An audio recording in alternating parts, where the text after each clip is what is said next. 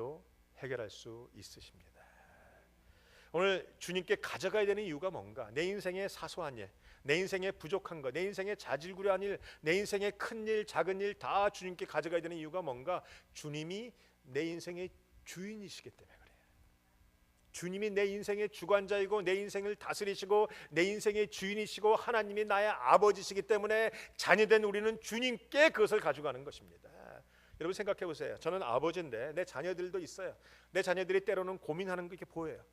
저놈이 저거 왜 고민할까? 얼굴이 시꺼매져서 인상 쓰고 다니고 걱정하고 염려하고, 제가 아버지니까 찾아가서 말합니다. 우리 아들 딸에게, 아들아 딸아 무슨 걱정이야? 왜? 뭐가 문제인데? 뭐가 어려운데? 나는 막 도와주고 싶어서 물어봅니다. 뭐 안 되면 내가 있는 거 다 팔아서라도 그거 못 해주겠습니까? 아버지인데. 근데 물어보니까 내 자녀가 입을 다물고 얘기 안 해요. 아빠는 몰라도 돼. 아빠는 신경 쓸 거 없어. 아빠는 못할 거야. 아빠는 능력이 없어. 아빠는 상관하지 마. 그러면 내 마음이 어떻겠어요? 해주고 싶어도 못하는 겁니다. 알고 싶어도 내가 모르면 못 해주는 거예요. 근데 성도들 가보면 그래요. 제가 지나가다가 성도 집사님 보고, 집사님 왜 그래? 어디가 아파? 얼굴이 왜 그래? 물어보면 아니야, 아무것도 아니야, 괜찮아요, 목사님 몰라도 돼, 그러시면. 그리고 혼자 문제가 풀리는가? 안 풀려요. 뭐 제가 뭐 풀 수 있다는 게 아니라 그 문제는 같이 나눠야 되는 것이고 그 문제는 하나님께 결국은 가져가야 되는 문제예요. 우리 같이 가져가고 같이 기도하고 하나님께 가져가는 여러분들 되시기를 주님의 이름으로 축원드립니다. 오늘 주님께 가져갔더니 주님의 말씀이 또한 영 깜짝 놀랄 말씀이 나오죠. 주님의 말씀하셔서 오늘 본문에 보면 주님께서 뭐라고 하시는가? 4절에 예수께서 가라사대 때 여자여 나와 무슨 상관이 있나이까? 우리가 이 말씀을 보면서 굉장히 제가 좀 마음이 불편합니다. 그렇죠? 특별히 저 같은 사람은 그래요. 나는 굉장히 도덕적이고 나는 굉장히 효자이고 나는 굉장히 그런 사람이에요. 그런데 어머니를 향해서 여자여, 이게 별로 문화적으로 와닿지 않아요. 근데 제가 이 문제를 언제 풀었는가? 신학교 가서 원어를 보다 보니까 여기 이 여자란 말은요, 여자들을 낮춰보는 말이 아니고 여자를 높이는 말이었어요. 그 당시에 여왕이나 뭐 황후나 뭐 이런 사람들을 향해서 높여주는 말로 여자여라고 쓰는 그 단어예요. 그래서 예수님이 십자가 위에서 자기 어머니를 바라보면서 여자여 당신의 아들이다 라고 말할 때도 자기 어머니를 최대한으로 높여줬단 말이에요. 제가 그때서야 보고 나서 마음이 이해됐다는 거예요. 저는 어렸을 때부터 부모님을 어머님, 아버님을 부르는 집안이었어요. 제 동생 철수도 나를 향해서 형님이라고 불렀지 형이라고 불러본 적이 없어요. 그래서 마음이 불편했는데 신학교 가서 이 문제를 풀었다는 거예요.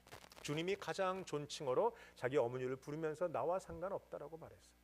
여러분, 우리 같으면 주님 앞에 가져갔는데 주님이 상관없다고 말하면 그때부터 기분 나쁘고 상처받고 기도 안 할 거예요. 그런데 이 어머니를 보세요. 마리아는요 절대 상처 안 받아요. 주님이 뭐라고 하시건 또 믿음을 가졌어요. 주님은 해주신다란 믿음이에요. 주님이 나와 상관없다고 말하는데 마리아는 들은 척도 안 해요. 돌아서서 뭐라고 합니까? 하인들에게 불러서 예수님이 시키는 대로 해라 라고 했어요. 왜? 예수님이 해줄 거라는 믿음이 있었다는 거예요. 여러분은 그 믿음이 있으십니까? 주님께 가져가면 주님이 나를 거절하지 않는다는 믿음이 있으십니까? 주님이 뭐라고 말씀하시는지 반드시 해주신다라는 믿음이 있으십니까? 믿음이 있어야 기도가 응답받는 거예요. 믿지 않고 하는 기도는 응답 안 받는다라는 거예요. 예수님은요 우리가 가져가는 모든 문제도 다 무시하지 않으세요. 예수님이 못하실 큰 일이 없어요. 예수님이 무시하시는 작은 일도 없어요. 여러분의 인생의 모든 대소사를 주님께만 가져가면 주님이 반드시 풀어주시리라 믿습니다. 주님께 여쭈시면 돼요. 주님께 가져가면 돼요. 주님께 매달리면 됩니다. 주님께 기도하면 되는 것이에요. 사랑하는 성도 여러분, 여러분에게 고민이 있습니까? 문제들이 있습니까? 오늘이 바로 그날입니다.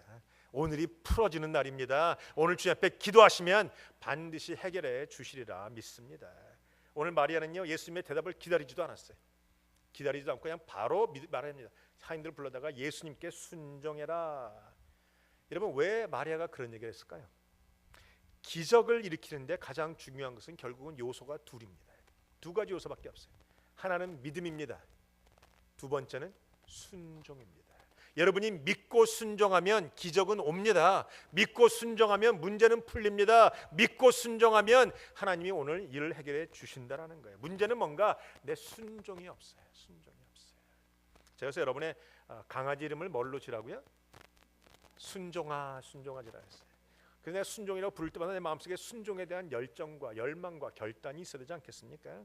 여러분, 하나님이 우리에게 은혜 주시는데 은혜 주심을 내가 믿고 하나님의 절대적인 믿음이 필요하고 두 번째는 순종이 필요한 거예요. 예를 들어 볼까요?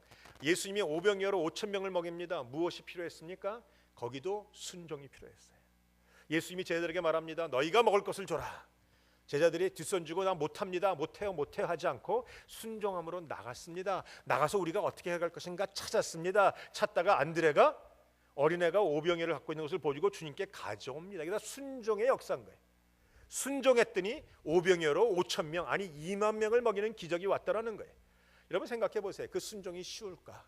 어린애가 먹는 거 발견합니다. 이 어린애가 뭘 먹습니까? 떡 5개, 작은 떡이에요. 이 자기가 먹으려고 싸웠던 도시락이에요. 큰 왕만두가 아니라 조그만 만두 5개, 큰 이면수 같은 고기가 아니라 멸치 쪼가리 2개 이거예요. 그거 가지고 왔어요. 그러나 순종을 통해서 그것으로 5천 명을 먹이는 기적이 있었더라라는 거예요. 여러분 순종이 있으십니까? 제가 여러분이 믿음 있는 건 알고 있습니다. 그러나 여러분이 순종도 있으십니까? 순종이 있어야 기적이 일어난다는 거예요. 주님은요 믿음과 순종이 있으면 기적을 일어나요. 많은 분들이 기적을 일으키기 전에 늘 머리를 먼저 굴려요. 안 되는 이유, 못하는 이유, 안 되는 것, 못하는 것 계속 이유를 대면서 민기적거려요.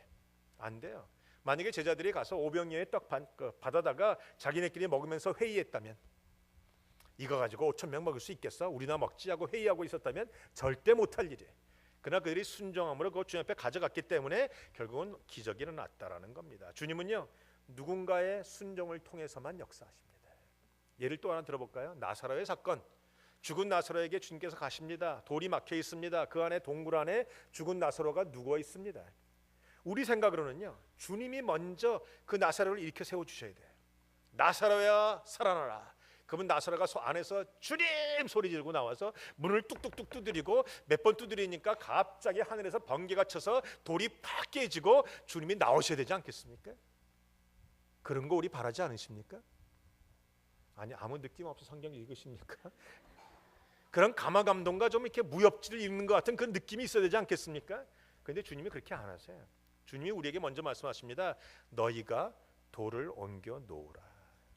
돌을 옮겨내야 되는 순종은 우리에게 먼저 주어져요. 기적이 있기 전에 순종이 있어야 됩니다. 우리가 할 수 있는 일을 주님께서 하라고 말씀하십니다. 그러고 나면 기적이 일어난다는 거예요.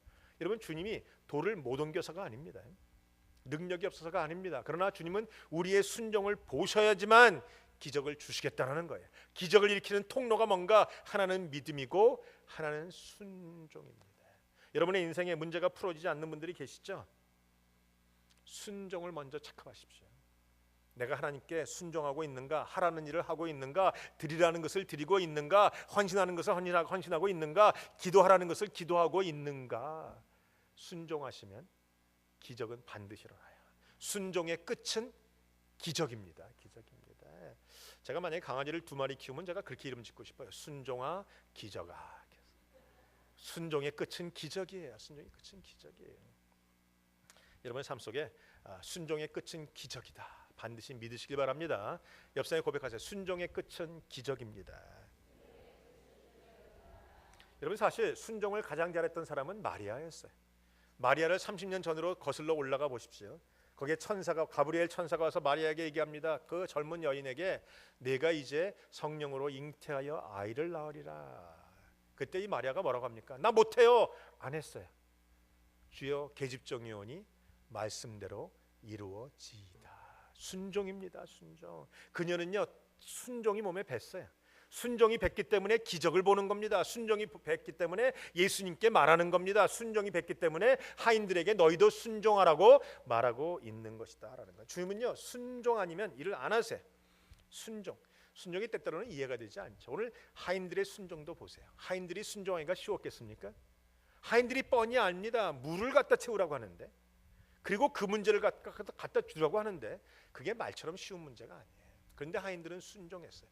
무엇에 순종하는가? 주님이 하라는 일에 순종한 것이에요. 여러분 사실 지금 필요한 게 뭡니까? 지금 필요한 것은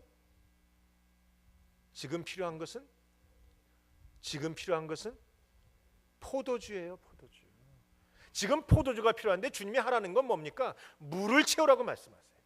내가 지금 필요한 것은 건강이에요. 내가 지금 필요한 것은 돈이에요. 내가 지금 필요한 것은 명예예요. 내가 지금 필요한 것은 내 가정의 축복이에요. 근데 주님은 먼저 기도하라고 말씀하세요. 먼저 헌신하라고 말씀하세요.